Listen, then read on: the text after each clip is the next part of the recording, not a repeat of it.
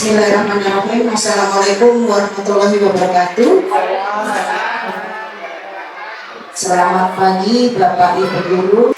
Mohon izin, terima kasih sebelumnya Ibu Kepala Sekolah yang sudah berkenan untuk menerima saya di sini untuk berbagi apa yang sudah saya dapatkan selama mengikuti calon guru penggerak. Izin menyampaikan terkait dengan apa yang saya sampaikan pada hari ini adalah bagaimana penerapan disiplin positif melalui segitiga restitusi.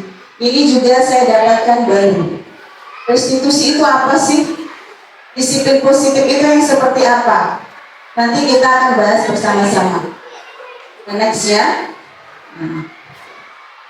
Bapak Ibu, mari kita amati lingkungan sekolah kita. Bagaimana suasananya, kemudian bagaimana sikap murid-murid dan cara mereka saling berinteraksi, bagaimana guru saling bertegur sapa, bagaimana tutur kata seorang guru, bagaimana guru menyapa murid, dan bagaimana guru menyelesaikan suatu permasalahan atau konflik antar murid. Nah, ayo sekarang kita amati. Yang pertama, bagaimana suasananya Bapak Ibu? Sejuk, nyaman. Apa lagi? Bahagia. Ada lagi? Menyenangkan. Luar biasa. Setelah kita mengamati lingkungan sekolah kita, apakah sekolah ini sudah mencerminkan budaya positif Bapak Ibu? Sudah? Alhamdulillah. Kemudian strategi apa yang akan Bapak Ibu pilih? Bagaimana Bapak dan Ibu akan menerapkan disiplin positif tersebut? Nanti kita akan bahas bagaimana kita mengatasi murid-murid kita yang berbuat kesalahan, ya. Filosofi dari Bapak pendidikan kita yaitu Bapak Ki Hajar Dewantara. Beliau mengatakan bahwa sebenarnya seorang guru itu ibaratnya seperti seorang petani. Jadi seorang petani itu hanya bisa penanam padi misalnya ya, kemudian dia hanya bisa menuntun tumbuhnya padi, kemudian dia dapat memperbaiki kondisi tanah, memelihara, memberi pupuk, air, bahkan membasmi ulat dan jamur yang mengganggu hidup tanaman padi dan lain sebagainya. Nah, guru juga seperti itu. Kita hanya bisa menuntun. Jadi kesimpulannya, kalau kita berdasarkan filosofis Ki Hajar Dewantara itu, bahwa sekolah ini kita ibaratkan sebagai tanah, tempat bercocok tanam, sehingga guru perlu mengusahakan agar sekolah menjadi sebuah lingkungan yang menyenangkan, aman, nyaman untuk bertumbuh, serta dapat menjaga dan melindungi setiap murid-murid dari hal-hal yang kurang bermanfaat atau bahkan mengganggu perkembangan potensi murid. Tanggung jawab guru itu bagaimana menciptakan lingkungan yang positif. Bagaimana menciptakan lingkungan yang positif? Maka kita harus melibatkan warga sekolah, saling mendukung, kemudian belajar, kemudian bekerja sama. Memang kita harus belajar meskipun guru sudah mengajar, ya. Nah, dari melibatkan warga sekolah, saling mendukung, belajar bersama, nanti di sini akan tercipta kebiasaan-kebiasaan baik. Dari kebiasaan baik ini, maka nanti akan tumbuh menjadi karakter baik bagi sekolah. Kalau sudah tercipta kebiasaan, kemudian tumbuh menjadi karakter baik, maka nanti akan membentuk sebuah budaya positif. Budaya positif apa di sini yang sudah diterapkan? Ya. Tadi saya baca di depan sudah terapkan 5S.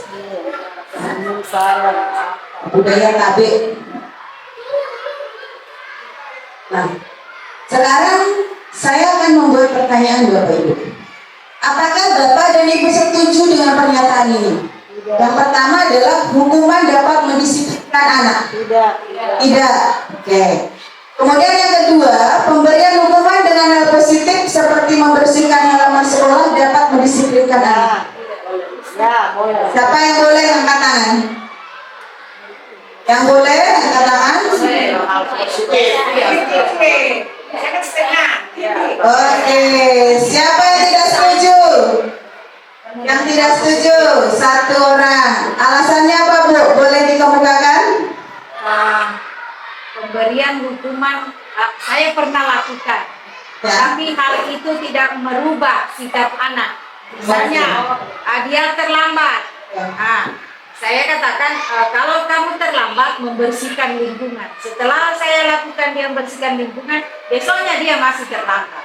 Oke. Terima kasih. Yang setuju, siapa bisa mengutarakan pendapatnya? Yang setuju tadi, yang setuju. Diana. Ya, silakan.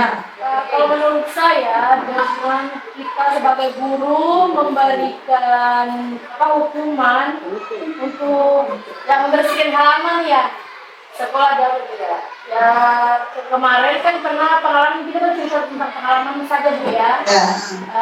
Ada beberapa siswa saya yang sering terlambat.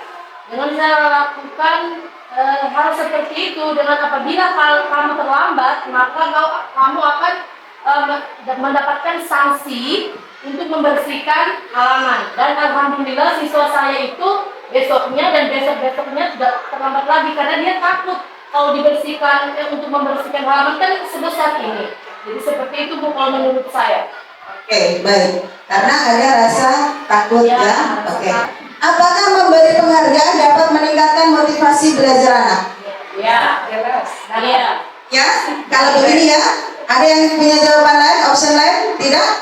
Nah, sekarang kita akan masuk di perubahan paradigma, perubahan pola pandang kita. Kita bermain dulu. Ayo kita bermain. Berpasangan, ini gamenya berpasangan. Boleh ya, 2 orang, 2 orang. 1, 2, 3, 4. Lengkap nggak pasangannya ini? AB. Pasang, ibu dengan siapa? KB, ibu dengan siapa? Ferry buat. Ya, ibu dengan, ibu lagi dengan? Dan siapa? Ya, kita akan bermain. Ini bermain game terdiri dari 2 orang, A dan B. Silakan siapa yang A, siapa yang B, tentukan. Nah, tugas si A ini adalah tulislah sesuatu yang sangat berharga di Bapak Ibu pakai kertas kecil saja, nggak usah besar-besar. Tulis di situ. Yang si A saja yang menulis. Si A. Pilih dulu si A. Bapak dengan siapa? Boleh? Boleh kita bermain? Kamu B. Soalnya dari tadi saya lihat Bapak melamun terus. Bu Hayati ada teman? Ya. Ada. Kamu kan Si A. Ada ini Bu Hayati. Ya. Si A ini menuliskan sesuatu yang sangat berharga sekali lagi. Tulis Ibu Hayati.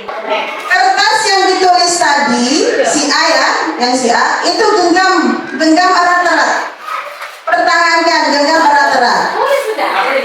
Genggam Ibu. Genggam, entah bisa di tangan kanan, boleh di tangan kiri. Ya. Nah kemudian tugas si B. Tugas si B ini adalah ingin mengambil barang berharga tersebut. Ambil ya, terserah. Oke, sudah bermain. Nah silakan meminta.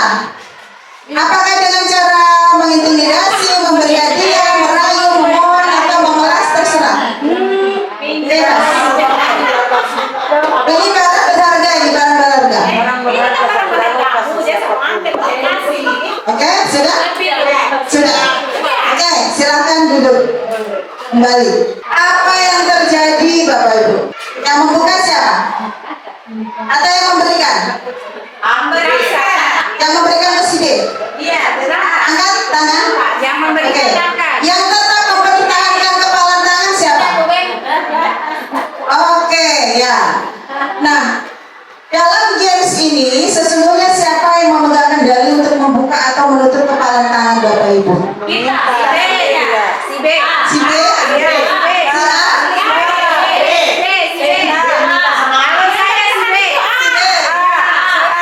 Oke, ya. Ya. Sebelum kita lanjut, nah, apakah Bapak Ibu meyakini bahwa guru dapat mengontrol perilaku murid? Yakin. Oke.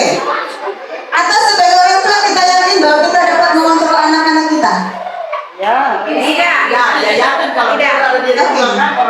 Tidak. Kontrol. Kalau di luar? sekolah ya tugas Baik. Bukan kembali sih kita lihat. Ini adalah Dr. William Deser. Beliau adalah seorang pendidik dan psikiater meluruskan miskonsepsi tentang makna kontrol. Kalau tadi ada yang mengatakan siapa sih yang bisa mengontrol? Si A dan si B. Guru bisa mengontrol, orang tua bisa mengontrol. Mari kita lihat teorinya dari Dr. William. Apa yang beliau sampaikan? Ilusi guru mengontrol murid. Bahwa mengontrol murid itu ilusi, Bapak Ibu. Guru tidak dapat memaksa memaksa murid untuk berbuat sesuatu jika murid tersebut memilih untuk tidak melakukannya. Iya, betul. Kalau ada yang mempertahankan, saya tidak mau ngasih. Kalau ada yang memberikan, mungkin ya hanya sementara, mungkin ke depannya tidak bisa lagi untuk memberikan. Hanya pada saat itu. Kemudian yang kedua, ilusi bahwa semua penguatan positif efektif dan bermanfaat. Memang kita memberikan penguatan-penguatan kepada anak-anak kita. Ternyata bahwa kontrol yang kita berikan dalam bentuk positif itu tidak dapat mempengaruhi mereka melakukan apa sesuai yang kita inginkan. Kemudian yang ketiga, ilusi bahwa kritik dan membuat orang merasa bersalah dapat menguatkan karakter. Pernah nggak Bapak Ibu ketika anak-anak yang sudah kelewat kesalahannya di sekolah mengatakan kamu ini goblok sekali atau kamu ini bodoh sekali? Nah bahaya. Pernah kita lakukan seperti itu. Saya juga pernah. Ternyata bahwa itu adalah mereka belajar merasa buruk. Ada perasaan terluka di dalam hatinya. Bahkan saya juga melakukan kepada anak saya. Ya, wajar karena kita hanya manusia biasa. Nah, dengan begini kita paham bahwa itu sebenarnya tidak boleh kita lakukan. Apalagi terhadap anak-anak kita. Dan kemudian ilusi bahwa orang dewasa memiliki hak untuk memaksa. Artinya perilaku memaksa ini tidak akan efektif untuk jangka waktu panjang dan sebuah hubungan permusuhan akan terbentuk. Kalau terus dipaksa, terus nanti di sini akan timbul suatu permusuhan. Kalau lihat orang sendiri, ada dia lagi dia, karena tidak boleh dipaksa melakukan hal-hal baik. Muridnya ketika begitu, ada ibu guru di sana, jangan lewat situ. Saya begitu juga di sekolah saya. Kalau apel pagi, mereka lewat sana, iya ada guru pikir. Gitu, ya. Nah, jadi kita tidak memaksa. Nah nanti kita lihat bagaimana pendekatan. Sama kita Bu di mana-mana, sama ya. Baik. Nah, mari kita ubah paradigma kita semua Bapak Ibu, paradigma stimulus respon kepada pendekatan teori kontrol. Teori kontrol tadi dari Dr. William Deser. Siapa sesungguhnya yang memiliki kontrol? Ya. Ini ada dua, stimulus respon dan teori kontrol. Perilaku buruk dilihat sebagai suatu kesalahan.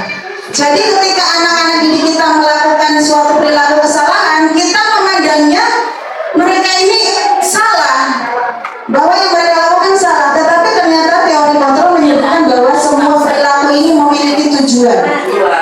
Ya, itu. Nah kemudian orang lain bisa mengontrol saya. Hanya Bapak Ibu yang bisa mengontrol diri Bapak Ibu.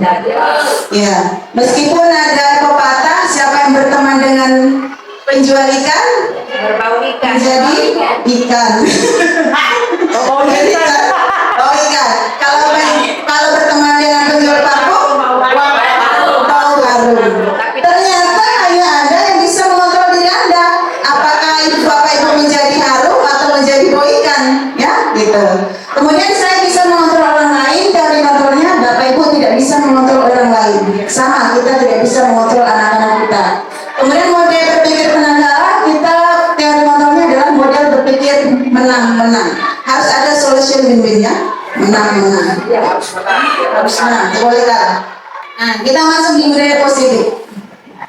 Apa sih budaya positif? Adalah nilai-nilai, keyakinan dan kebiasaan di sekolah yang berpihak pada murid dapat berkembang menjadi pribadi yang kritis, penuh hormat dan tanggung jawab. Itu adalah budaya positif. Intinya adalah ada keyakinan yang dipahami, kemudian ada kebiasaan-kebiasaan sekolah yang berpihak pada murid dan berkembang menjadi pribadi yang kritis, penuh hormat dan tanggung jawab. Itu adalah budaya positif.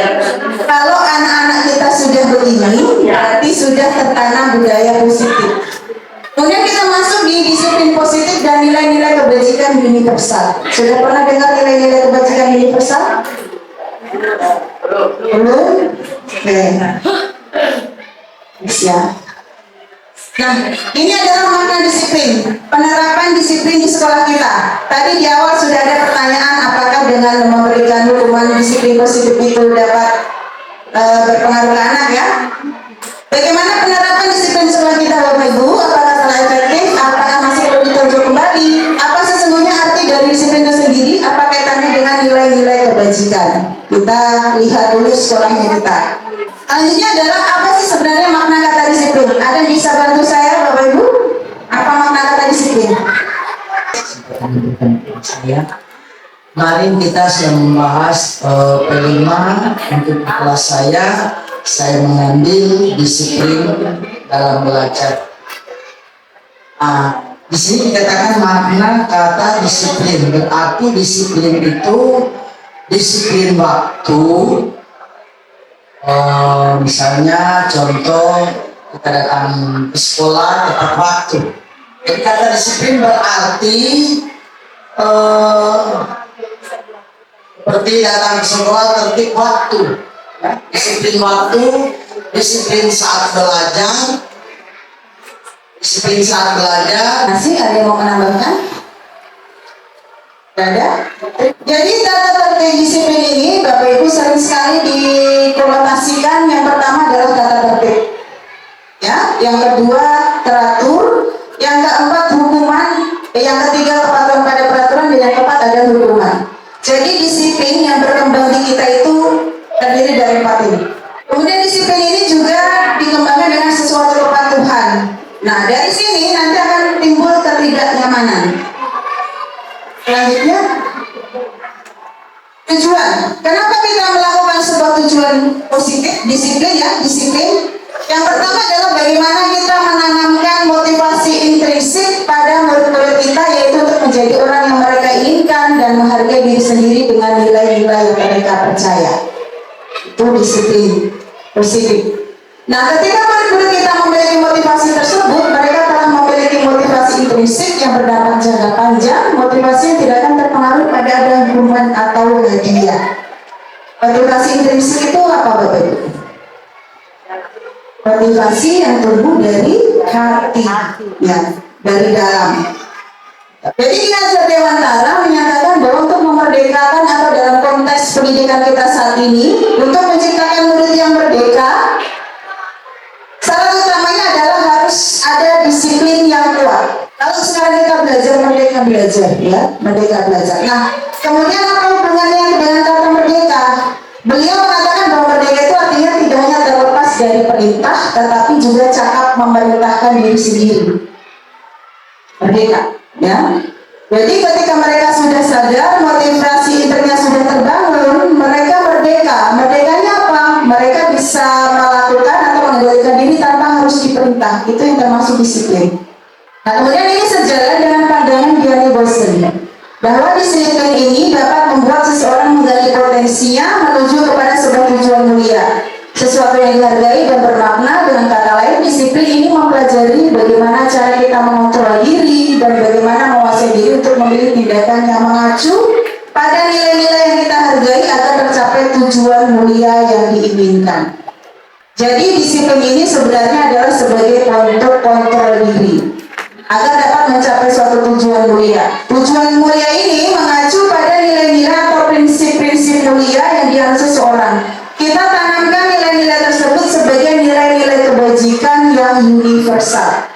Nah, kemudian apa sih nilai-nilai kebajikan universal itu? Nah, kita bahas di sini. Jadi nilai-nilai kebajikan ini adalah nilai-nilai yang kita sepakati bersama, lepas dari suku bangsa, agama, bahasa maupun latar belakangnya. Dan nilai-nilai ini merupakan payung besar dari sikap dan perilaku kita, atau nilai-nilai ini nanti merupakan fondasi kita bagaimana kita berperilaku. Nilai-nilai kebajikan ini adalah sifat-sifat positif manusia yang merupakan tujuan mulia yang ingin dicapai di setiap individu. Jadi ketika kita menguatkan nilai-nilai kebajikan yang diyakini seorang, dalam artian kita menguatkan nilai-nilai positif pada anak-anak ini, nanti motivasi intriknya ini akan terbangun. Jadi sehingga menggerakkan motivasi dari dalam untuk dapat mencapai tujuan mulia yang diinginkan. Nah, kalau di dalam pendidikan yang kurikulum Merdeka Belajar ini, salah satu nilai kebajikan yang ingin dicapai oleh setiap anak Indonesia itu kita kenal dengan profil pelajar Pancasila. Pasti hafal semua. Ada berapa profil pelajar Pancasila? Nah, ini di luar kepala. Ya. Kalau nilai-nilai kebajikan ini, bagaimana kita menetapkan nilai-nilai kebajikan ini kepada pemimpin pembelajaran. Nah, kita memulainya di mana untuk membangun budaya positif ini? Kita dapat memulainya dari ruang kelas masing-masing, Bapak Ibu. Jadi ketika Bapak Ibu menerapkan di kelas dengan memberikan penguatan untuk menumbuhkan keyakinan berdasarkan nilai-nilai kebajikan melalui kesepakatan kelas. Nilai-nilai kebajikan ini merupakan nilai-nilai kebajikan yang disepakati bersama, lepas dari suku bangsa, agama, bahasa maupun latar belakangnya seperti peduli, integritas, kejujuran, kesabaran, tanggung jawab, mandiri, kesehatan, dan lain-lain. Itu adalah nilai-nilai kebajikan. Mengapa harus keyakinan kelas, bukan peraturan kelas saja? Kalau di kelasnya Bapak Ibu, apalagi wali kelas, yang diterapkan di sekolah, keyakinan atau peraturan? Kesepakatan. Sudah dilakukan kesepakatan. Kita lihat contoh Bapak Ibu. Mengapa seseorang saat berkendara sepeda motor harus menggunakan helm? Apakah karena menghindari hukuman atau keyakinan yang lahir dari diri sendiri? Keyakinan. Ya. Pasti kita jawabnya karena demi keselamatan. Kita yakin bahwa dengan menggunakan helm kita akan selamat. Kemudian kenapa kita menggunakan masker pada saat COVID kemarin? Supaya kita selamat. Itu adalah keyakinan, tapi ada juga yang tidak yakin. Ya. Berarti motivasi instruksinya belum terbangun. Jadi kalau kita mengaitkan nilai-nilai kebajikan di diri seorang, maka motivasi instruksinya ini akan terbangun sehingga berakan motivasi dan dalam untuk mencapai tujuan mulia yang diinginkan, sehingga motivasi mulia ini tidak akan terpengaruh pada adanya hukuman atau hadiah. Nah, bagaimana kita membuat kesepakatan di kelas? Kemudian bagaimana kalau saya yang guru mapel, ada yang guru mapel di sini, guru penjas sama agama ya. Nah, ini bisa Bu kita lakukan semua. Untuk membuat kesepakatan di kelas, yang pertama kita lakukan adalah kita curah pendapat dengan murid-murid kita. Apa yang dilakukan? Apa yang harus tercapai? Dan kemudian kalau misalkan ada kalimat-kalimat negatif, ini nanti kita ubah menjadi kalimat positif. Contohnya, kemudian kalimatnya tidak boleh datang terlambat. Kita ubah menjadi kalimat positif, datanglah tepat waktu. Nah, kalau sudah, anak-anak nanti disuruh tulis, baik di papan tulis atau di kertas, di not, silahkan sesuai kreasi masing-masing. Kemudian ditempel di papan tulis atau di mana ya, karena untuk lihat apa yang diinginkan anak-anak kita. Kalau sudah kalimat-kalimat negatif sudah kita berubah menjadi kalimat positif, kita tempel atau bisa dicetak sesuai kesepakatan. Dicetak kemudian ditempel di dinding, nanti anak-anak menandatangani. Inilah kesepakatan yang kalian buat, kemudian harus dia pilih. Nah, bagaimana kalau nanti anak-anak membuat kesalahan? Dibacakan lagi itu kesepakatan, keyakinannya itu. Nanti kita akan bahas itu di restitusi. Kita pertanamkan dulu ke anak-anak kita kebajikan, nilai-nilai kebajikan yang kita yakini bersama. Kemudian, nah ini ada teori motivasi, hukuman dan penghargaan. Tadi di awal ada hukuman, ada penghargaan dosennya ya. Nah, untuk menghindari yang pertama, kenapa anak-anak kita atau kita sendiri dong, kalau melakukan sesuatu itu karena apa? Yang pertama itu adalah untuk menghindari ketidaknyamanan atau hukuman. Ini adalah motivasi eksternal. Mereka melakukan sesuatu karena untuk menghindari hukuman atau mereka tidak nyaman. Kemudian yang kedua, untuk mendapatkan imbalan atau penghargaan dari orang. Ini adalah motivasi eksternal. Kemudian yang ketiga, untuk menjadi orang yang mereka inginkan dan menghargai diri sendiri dengan nilai-nilai yang mereka percaya. Ini sudah termasuk motivasi internal. Nah, sekarang kita mulai dari diri sendiri Bapak Ibu. Sebagai seorang guru, saat Bapak Ibu mengajar di kelas tepat waktu, motivasi apakah yang mendasari tindakan Bapak Ibu sekalian? Apakah Bapak Ibu tepat waktu karena tidak ingin ditegur oleh atasan dan kemudian mendapat surat peringatan? Kalau yang dilakukan itu berarti ini adalah motivasi menghindari ketidaknyamanan atau hukuman.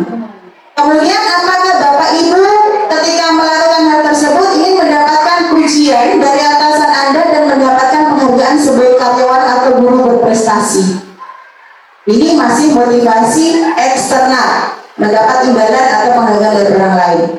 Kemudian, apakah Bapak Ibu yang menjadi orang yang menghargai waktu, menghargai diri Anda sendiri sebagai teladan bagi murid-murid Anda, karena Bapak Ibu percaya tindakan Bapak Ibu sebagai guru ini akan dicontoh oleh murid-murid Bapak Ibu. Yang ini ya, yang ketiga, alhamdulillah. Jadi ini sudah motivasi intriksinya sudah terbangun ya. Nah, kemudian ini bisa next saja. Nah, dari ketiga motivasi tersebut, tadi ada 3 motivasi kenapa kita dan murid-murid kita melakukan sesuatu. Menurut Bapak dan Ibu, dari ketiga jenis motivasi tadi, motivasi manakah yang saat ini paling banyak mendasari perilaku murid-murid kita? Yang kedua. Apa tadi yang kedua? Dapat pujian. Ya, betul. Kalau yang mendapatkan hukuman, ada nggak? Yang kedua, apa tadi yang kedua? Dapat pujian. Ya, betul. Minta perhatian. Kalau yang mendapatkan hukuman, ada nggak? Banyak ya. Tadi siapa ibu? Tapi ibu siapa? Ibu Yana ya. Ibu Yana tadi menyampaikan dengan memberikan hukuman, mereka rajin karena takut tutup. Nah, berarti itu motivasi karena menghindari ketidaknyamanan atau hukuman. Yang paling sering adalah 1 dan 2, sama juga, sama juga begitu. 1 dan 2. Masih jarang, yang 3 itu jarang. Bengkulu juga ada 1 dan 2. Mungkin juga masih. Mantap. Bukan rahasia umum, kita guru sama lah, ya sama. Aku juga Manusia. Nah, ini adalah Alfikon, dia mengemukakan bahwa penghargaan maupun hukuman adalah cara-cara mengontrol perilaku seseorang yang menghancurkan potensi untuk pembelajaran yang sesungguhnya. Jadi beliau mengemukakan tindakan memberi penghargaan nilainya sama dengan mengukur seseorang, Bapak Ibu. Mengapa demikian? Terbuka maksudnya paradigma kita sudah terbuka ya. Jadi penghargaan itu bentuknya apa? Kalau untuk anak-anak namanya pujian, jempol, memberi bintang, anak pintar, dipuji-puji atau ya gitu ya. Ibu, Ya, berarti kalau macam dalam proses pembelajaran kan ada itu memberikan rewardnya kayak memberikan apa makanan ya 2 bulan kayak begitu. berarti salah. seperti itu yang saya dapatkan. Ini dari Kemendikbud. Dia menghukum, Ya. menghukum seseorang. Jadi kalau kita memberikan penghargaan bahwa itu sifatnya adalah menghancurkan potensi dan menghukum. Jadi dia terpaksa karena hadiah. Ya. Dia berbuat karena ada imbalan. Ya. dari dirinya Bukan motivasi Intrinsik. eksternal. Nah, itu gratis. Ya. Dari luar. Yang lain tidak dapat penghargaan, tidak dapat poin, tidak dapat itu ya mereka. Iya. Artinya mereka cemburu sudah. Dan Oke. kecewa. Iya, kecewa. Nah, jadi ketika kita menggunakan penghargaan lagi, maka orang tersebut akan bergantung pada penghargaan yang diberikan, Betul. serta kehilangan motivasi dari dalam. Dia tinggal menunggu. Ya. Jadi ketika kita memberikan hadiah, maka akan memiliki dampak pengaruh jangka pendek dan jangka panjang. Iya, dia tidak mau belajar mereka tidak ada hadiah. Ya. Penghargaan itu tidak efektif. Kenapa tidak efektif? Ya tadi ada jangka panjang, jangka pendek. Dia melakukan karena ada penghargaan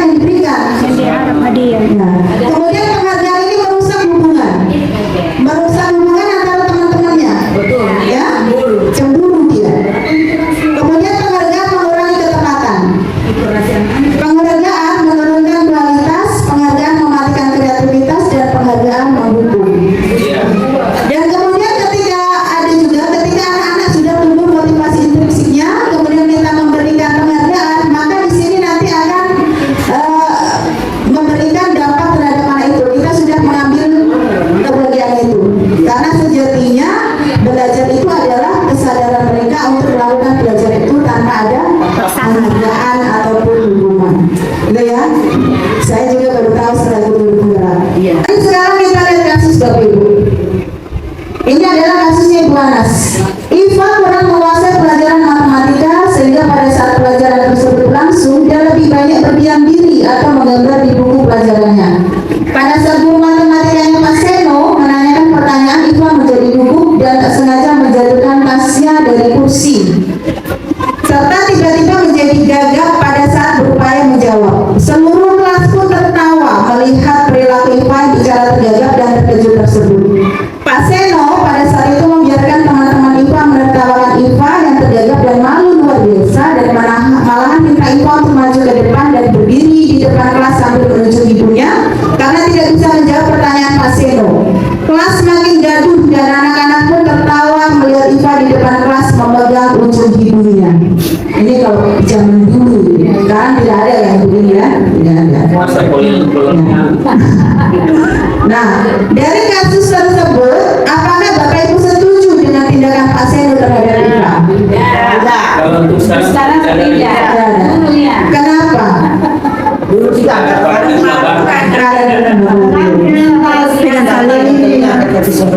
Mentalnya terlaku.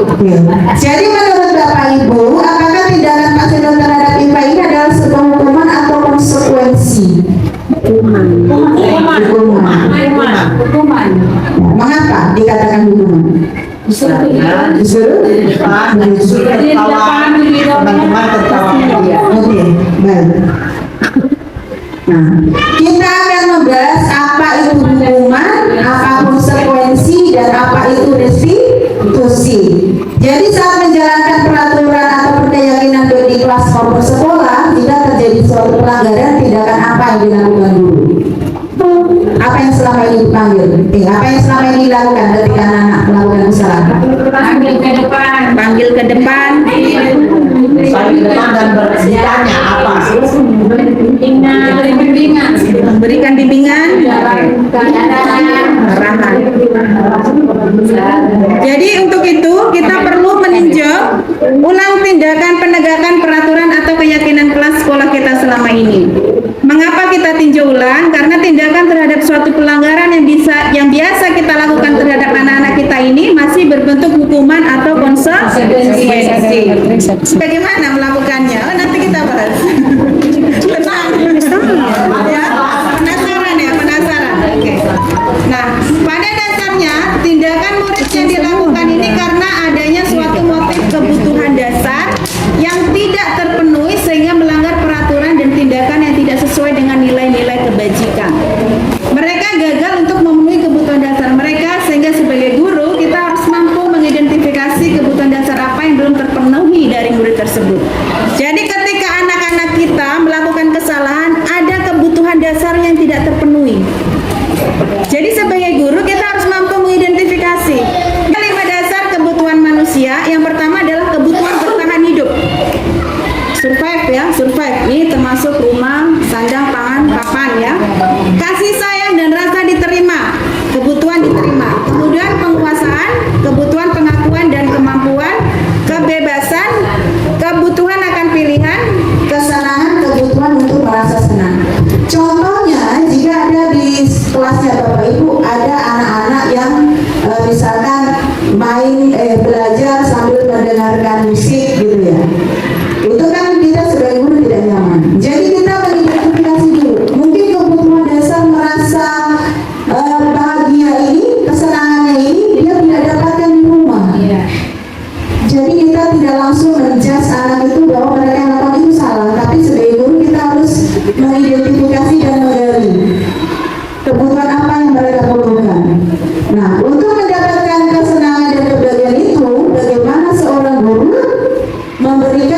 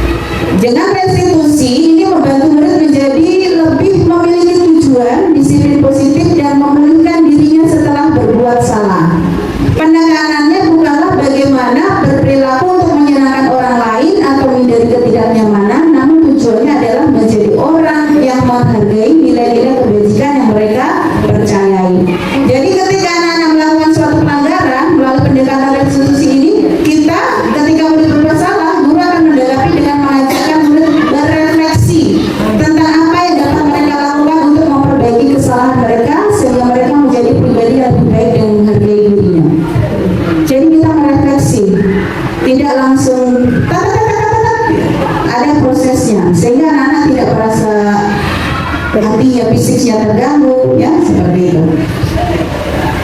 Nah, kemudian ketika tadi kita sudah menerapkan disiplin itu, kalau kita menerapkan disiplin tadi kan konotasinya adalah hukuman dan konsekuensi. Nah, kemudian apakah ada perbedaan antara hukuman dan konsekuensi, Bapak Ibu? Kalau bila sama, di mana persamaannya? Bila berbeda, bagaimana perbedaannya? Beda-beda tipis. Beda-beda tipis. Di mana Pak? Yang tipisnya di mana? Karena kalau saya dia begini, konsepsinya begini. Kalau begini hukumannya kan jadi seperti ya. Sama? Ya, beda cuma Contoh. Contoh satu saja. kalau memang dia tidak mengerjakan tugas, konsekuensinya misalnya nilainya atau targetnya. Oke, baik. Nah, kita lihat di depan. Hukuman ini merupakan kita membuat anak-anak merasa gagal. Hukuman ini kita membuat anak-anak merasa gagal. Identitas sukses ini disiplin, ada konsekuensi, ada restitusi. Kita contoh hukuman. Hukuman ini sifatnya sesuatu yang menyakitkan harus terjadi, tidak nyaman untuk murid dalam jangka waktu panjang, korban mendapatkan ketidakadilan, murid anak yang tersakiti, perilaku pasif agresif meningkat. Ini kalau kita memberikan hukuman anak-anak. Intinya kalau kita melakukan sesuatu dapat menyakiti perasaan anak, itu adalah hukuman. Kalau konsekuensi apa? Konsekuensi itu sesuatu yang terjadi di contohnya.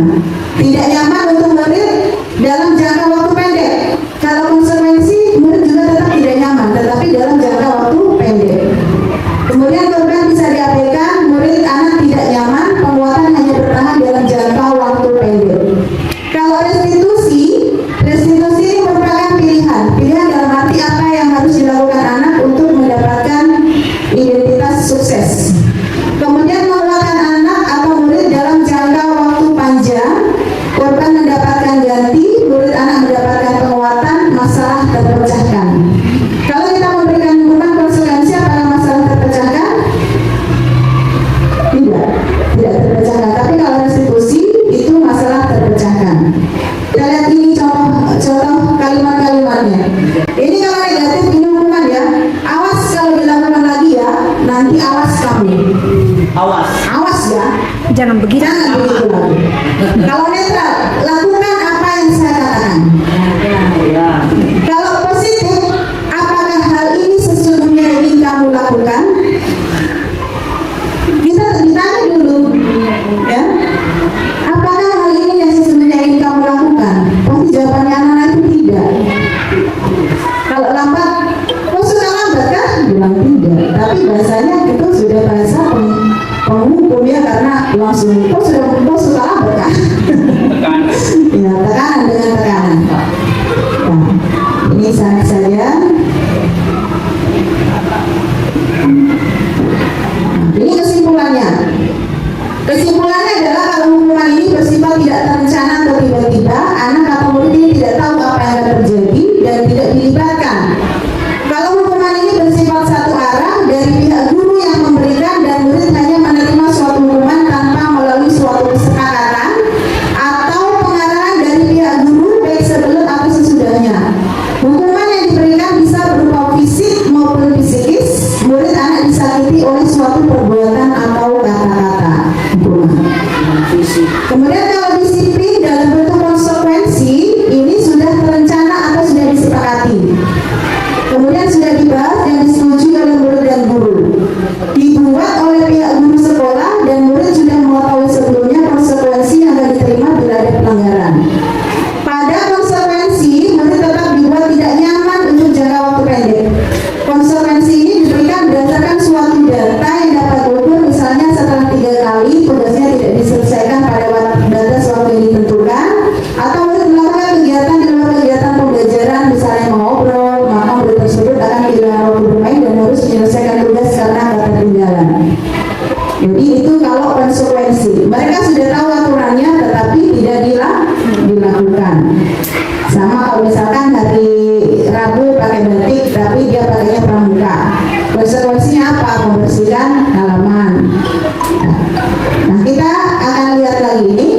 Mari kita amati dahulu tindakan guru ini, kita identifikasi apakah ini merupakan hukuman atau konsekuensi. Mencatat 100 kali di dalam buku kalimat, saya tidak akan terlambat lagi karena terlambat ke sekolah. Ini hukuman atau konsekuensi? Hukuman. Lari mengelilingi lapangan basket 2 kali karena terlambat hadir di sekolah. Hukuman. Memberikan coretan yang dibuatnya di meja tulis. Konsekuensi. Konsekuensi. Murid diminta untuk push up 15 kali karena tidak menggunakan masker sekolah. Hukuman. Mengganti kertas teman yang telah dicoret-coret. Konsekuensi. Kehilangan 10 menit jam istirahat untuk mengerjakan tugas karena terlambat datang dan tertinggal pelajaran selama. Konsekuensi. 10 menit. Dia sudah tahu bahwa maksudnya jam 7, tapi datangnya 10 menit, lewat 10 menit. Nah, sekarang kita masuk di restitusi. Jadi restitusi ini adalah sebuah pendekatan untuk menciptakan disiplin positif. Nah, sebagai seorang guru, ketika murid Bapak Ibu melakukan kesalahan, tindakan mana yang akan Bapak Ibu lakukan? Apakah yang pertama menunjukkan kesalahannya dan memintanya melihat kesalahannya baik-baik? Gimana Bapak Ibu? Kalau anak yang salah, kau tahu kesalahanmu? Biasa begitu ya? Ya. Tahu salahmu? Ya, itu. Kemudian mengatakan kamu seharusnya tahu bagaimana kamu seharusnya bertindak. Kita lakukan ya, sering ya. Kemudian mengingatkan murid Anda akan kesalahan yang sama di waktu sebelumnya. Kemarin kau begitu, sekarang begini lagi. Kemarin terlambat, tadi Iya, itu sih. Kemudian bertanya, kenapa kamu melakukan sesuatu yang seharusnya tidak kamu lakukan? Mengkritik dan membiarkannya. Apa yang kita lakukan itu ternyata yang poin-poin tadi itu kita menjadikan murid itu menjadi murid yang gagal. Tidak boleh kita lakukan itu. Ya? Nah, kalau tadi ibu tanya baru bagaimana dan saya mau memberikan itu ya. Nah, jadi bagaimana sebenarnya respon kita bila ada murid kita melakukan kesalahan? Nah, kita bahas di sini. Nah, kita gunakan program disiplin positif yang diterapkan di lingkungan sekolah yang dikenal dengan segitiga restitusi. Apa itu segitiga restitusi? Ini berdasarkan pakar pendidikan Diani Gosen dan Dr. William Besser, psikolog juga. Jadi restitusi ini dikembangkan oleh pakar pendidikan Diani Gosen berdasarkan pada teori kontrol Dr. William Besser. Tadi ada teori kontrol institusi tadi ya, gitu. Nah, jadi segitiga restitusi ini adalah suatu proses dialog yang dijalankan oleh guru atau orang tua agar dapat menghasilkan murid yang mandiri dan bertanggung jawab. Jadi ada proses dialog. Kita bisa lakukan ke murid kita juga bisa melakukan ke anak-anak kita di rumah. Ada dialog. Nah, kemudian dalam penerapan disiplin positif restitusi, salah satu program yang dikembangkan adalah 5 posisi kontrol. 5 posisi kontrol dalam restitusi ini adalah proses perjalanan seorang pendidik agar dapat mengenali dirinya. Jadi dalam segitiga restitusi, ketika kita menerapkan segitiga restitusi, ada kontrol kita. Ada 5 kontrol. Apa saja itu? Yang pertama adalah posisi penghukum, posisi pembuat merasa bersalah, posisi teman, posisi pemantau atau monitor, posisi manajer. Apa semua itu kan? Posisi-posisi itu kan? Nah, daripada penasaran kita langsung tonton videonya. Sudah sana masuk kelas, ibu beresin urusan absen kamu. Kamu ini ada-ada saja. Jadi sudah dilihat tadi ya, posisi kontrol guru ada 5. Jadi yang disarankan adalah posisi manajer yang paling dikembangkan pada murid kita. Oke, kemudian sekarang kita refleksi bersama-sama. Setelah nonton video tadi, sudah di posisi manakah Bapak dan Ibu saat ini? Posisi pertama. Ranking 1. Jadi mudah-mudahan dengan tayangan video tadi, mari kita rubah paradigma kita. Kita pelan-pelan. Memang tidak instan untuk merubah sesuatu itu, tapi kalau kita berusaha konsisten, kita tumbuhkan niat motivasi intrinsik kita, maka insya Allah akan berhasil. Dan intinya adalah pola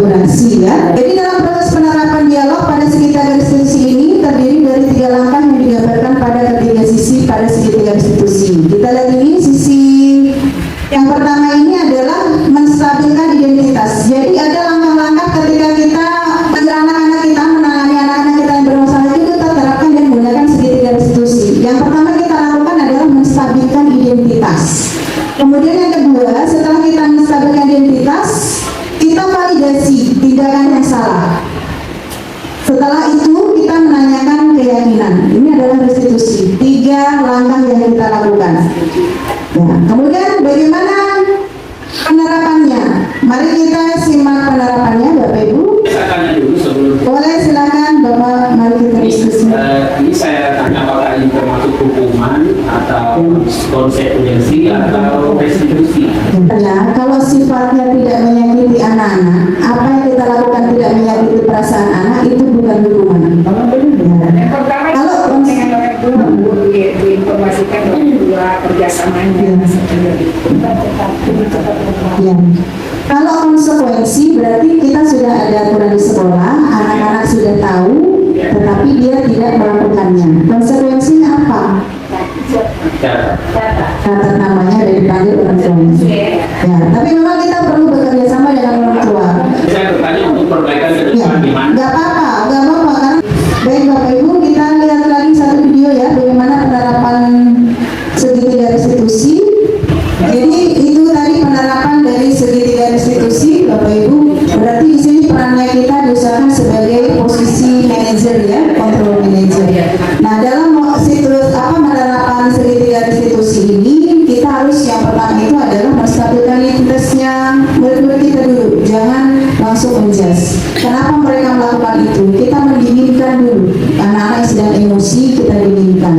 Dan kemudian restitusi ini ada pemecahan masalah. Masalahnya apa?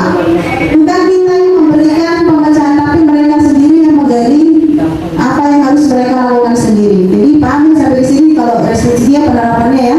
Nah kemudian ciri-ciri restitusi yang membedakannya dengan program disiplin lainnya itu yang pertama adalah restitusi ini bukan untuk menebus kesalahan, namun untuk belajar dari kesalahan. Kemudian yang kedua, restitusi memperbaiki hubungan. Yang ketiga, restitusi adalah tawaran bukan paksaan. Apa yang dapat kamu lakukan? Tawaran ya.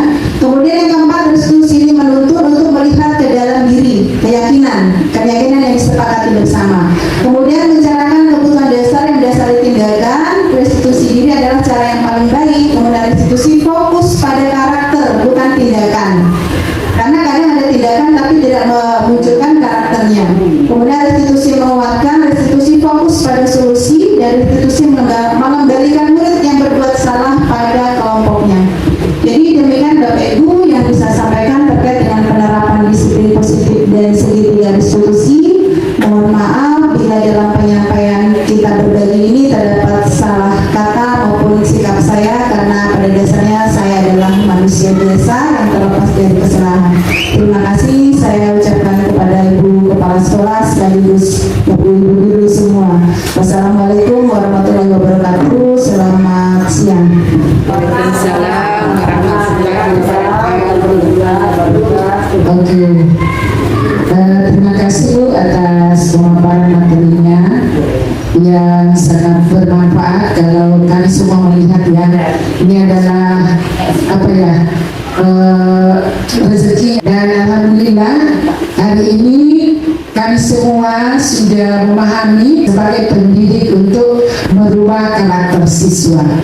Mungkin sekali lagi kami mengucapkan terima kasih yang sebesar-besarnya atas pemaparan materi ini yang insya Allah akan bisa bermanfaat untuk kami semua sebagai pendidik di SMP 1 Lulu Palu, dan pada khususnya bisa merubah karakter peserta didik, dan pendidikan adalah berpusat pada siswa.